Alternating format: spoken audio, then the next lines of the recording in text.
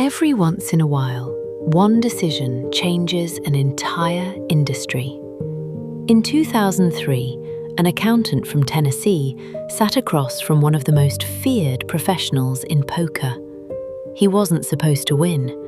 He wasn't even supposed to be there. And here's the part that sounds made up. His last name really was Moneymaker.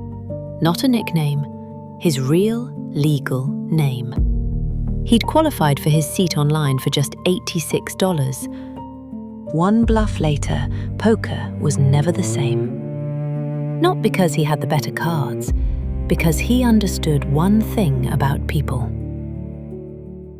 This is the bluff that feels like Robert Greene wrote it himself. 2003, Binion's Horseshoe, Las Vegas. The World Series of Poker main event has come down to two players. Sammy Farha, a seasoned professional with a reputation for reading people cold, and Chris Moneymaker, an accountant who had never played a live poker tournament before this one. But the outcome was already taking shape before a single card hit the table. Before play resumed, Moneymaker pulled Farha aside, in the bathroom, away from the cameras, and offered to split the remaining prize money, playing the rest out just for the bracelet. Farha countered instead. He was the better, more experienced player, so he deserved more of it. Moneymaker's answer? Forget it. We play for all of it. Farha thought he was simply negotiating. He wasn't. He was handing Moneymaker a diagnosis of his own ego for free. This is Law 33.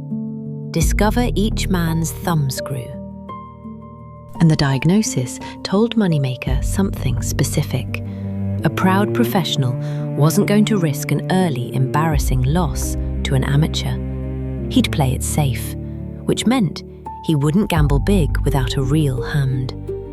Moneymaker now knew exactly what kind of fold Farha was capable of. According to Moneymaker's own account, he decided before the river card was even dealt that he was going to move all in on it, regardless of what card came. He had a flush draw and a straight draw, two different ways his hand could improve. Hit or miss, the plan didn't change. Because he was betting on Farha's ego, not his own cards.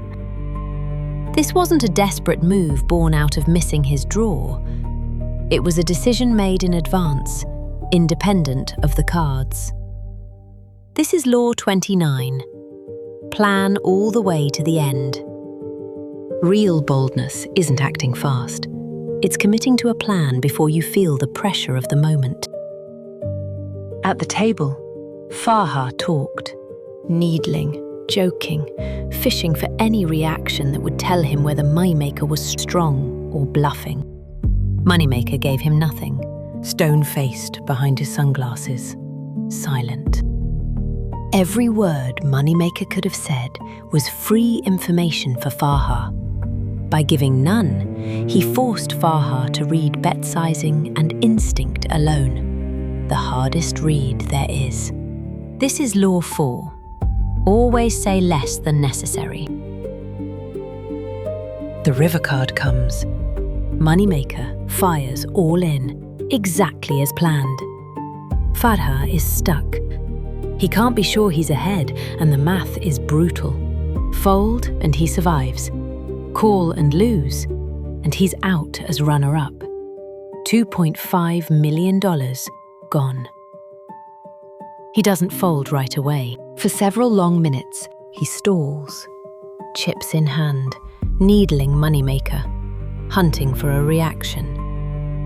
Even a couple of minutes feels like an eternity in this game.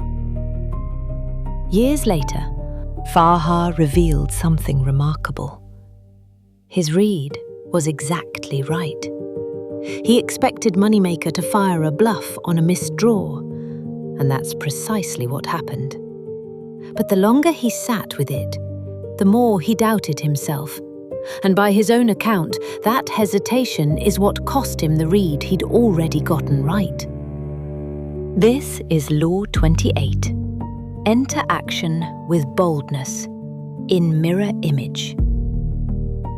Farhar didn't lack the right read. He lacked the boldness to trust it.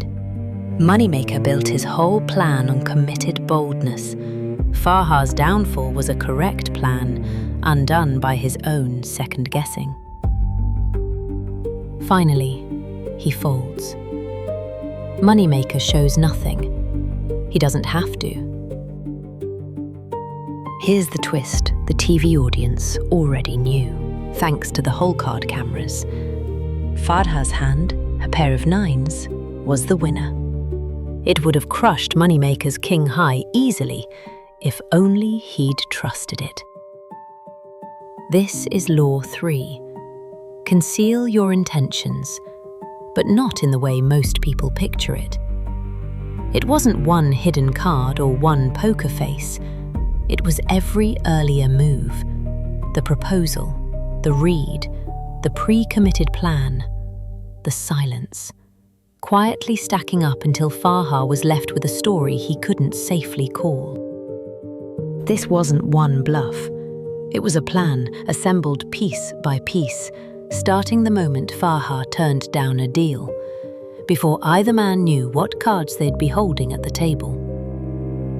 And here's the line worth sitting with. Every move you just watched was fair, because Farhar sat down at that table knowing exactly what kind of game he'd agreed to play. The moment concealment, pressure, or reading someone's ego gets used on somebody who never agreed to play, it stops being poker strategy. It becomes something else. That's always the real question underneath the 48 laws. Not whether the moves work, they do. It's whether the person across from you knows they're playing.